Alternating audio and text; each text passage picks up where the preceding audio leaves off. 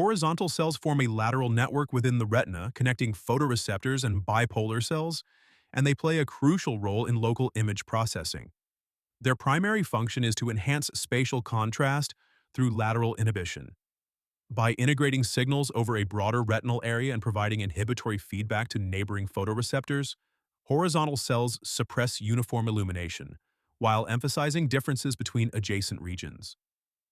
This makes edges and local changes in light intensity more prominent.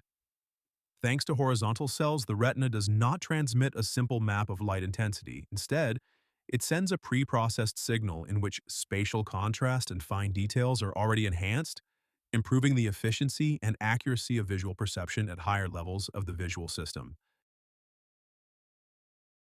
Let's now take a closer look at lateral inhibition, the mechanism that allows the retina not only to register light intensity, but to actively sharpen visual contrast. When light strongly stimulates a photoreceptor in the center of a receptive field, the activity of neighboring photoreceptors is relatively suppressed through the action of horizontal cells. This interaction creates the classic center-surround organization. The signal coming from the center of the receptive field is emphasized in comparison to the signal from the surrounding area. As a result, the boundary between a brighter and a darker region becomes much more distinct in perception than it would be if the retina simply summed incoming light signals. Thanks to lateral inhibition, edges and transitions in the visual scene are enhanced, even when absolute differences in light intensity are small. This makes the visual system particularly sensitive to contours, borders, and fine spatial details. In this way, lateral inhibition represents one of the most fundamental and earliest image processing mechanisms in the visual pathway, already operating at the level of the retina before any cortical processing takes place. Retinal ganglion cells represent the final neuronal stage of visual processing within the retina. Their axons converge to form the optic nerve, which exits the eyeball at the optic disc. By the time a signal reaches a ganglion cell, it has already undergone extensive pre-processing through photoreceptors, bipolar cells, horizontal cells, and amacrine cells. As a result, the response of a ganglion cell reflects complex properties of the visual stimulus, such as contrast, motion, color, and fine spatial detail, rather than simple light intensity. We can broadly distinguish two major classes of retinal ganglion cells: M cells, also known as magnocellular or large cell ganglion cells, and P cells, or parvocellular small cell ganglion cells. Magnocellular ganglion cells have large receptive fields and conduct action potentials rapidly.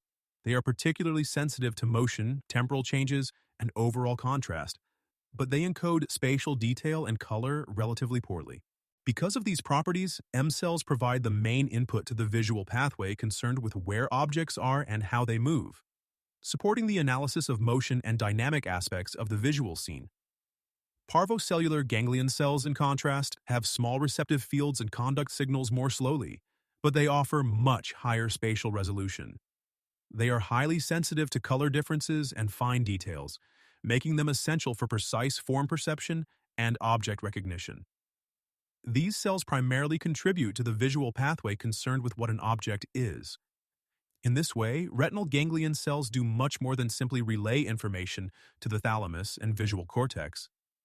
Already at the level of the retina, they separate visual information into parallel, specialized channels, each optimized for processing a different aspect of the visual world.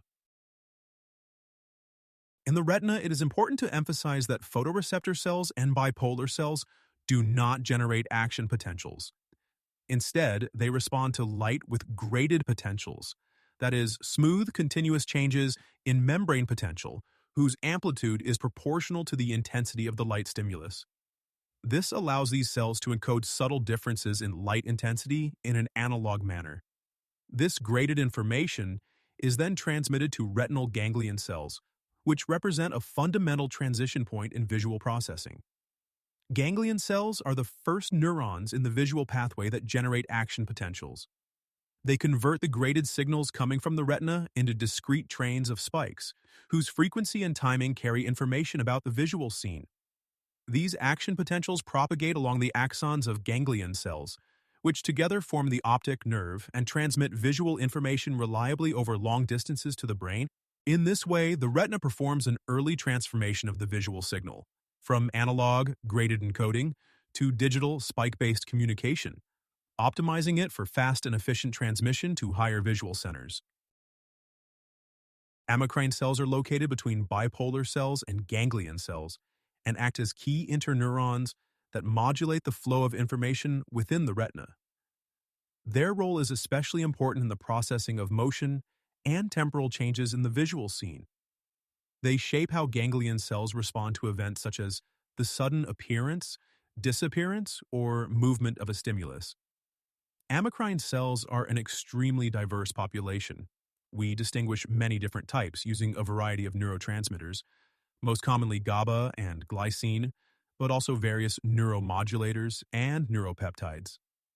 This biochemical diversity allows for very precise, local tuning of retinal signaling. Functionally, amacrine cells introduce temporal filtering and inhibition, refining the timing and pattern of ganglion cell firing. As a result, the retina does not simply pass raw visual information forward. Instead, it performs sophisticated preprocessing, emphasizing motion, contrast, and rapid changes in the visual field. By the time the signal leaves the eye via the optic nerve, it already represents a highly processed and behaviorally relevant version of the visual world. The receptive field of a ganglion cell is the specific region of the retina whose illumination influences the firing rate of that cell. In practical terms, it is the portion of the visual field to which the neuron is sensitive. Importantly, ganglion cell receptive fields are not uniform. They have a characteristic center-surround organization, which comes in two basic types: on-center and off-center. In an ON-center receptive field, light falling on the center increases the firing rate of the ganglion cell, while light falling on the surrounding area suppresses its activity. In an off-center receptive field, the situation is reversed. Illumination of the center reduces firing, whereas illumination of the surround increases it.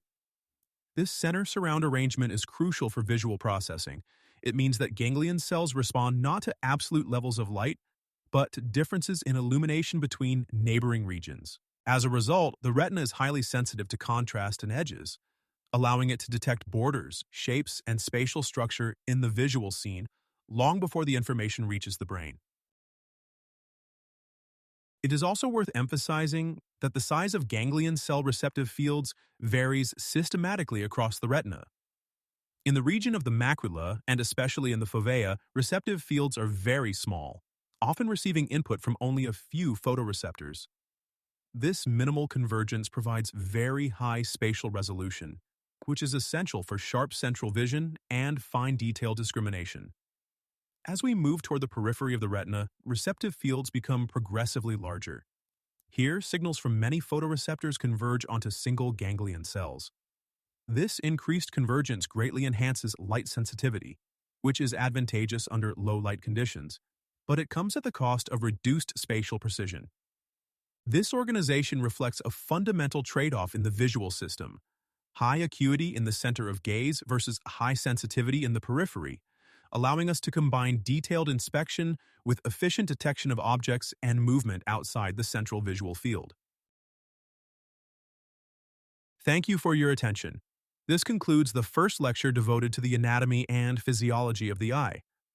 I encourage you to review the material and to carefully study diagrams of the optical system of the eye and cross-sections of the retina, as these illustrations greatly help in understanding the spatial organization of the retinal layers.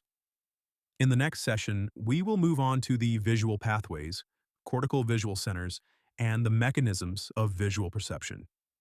Good luck with your studies, and I look forward to seeing you in the next module.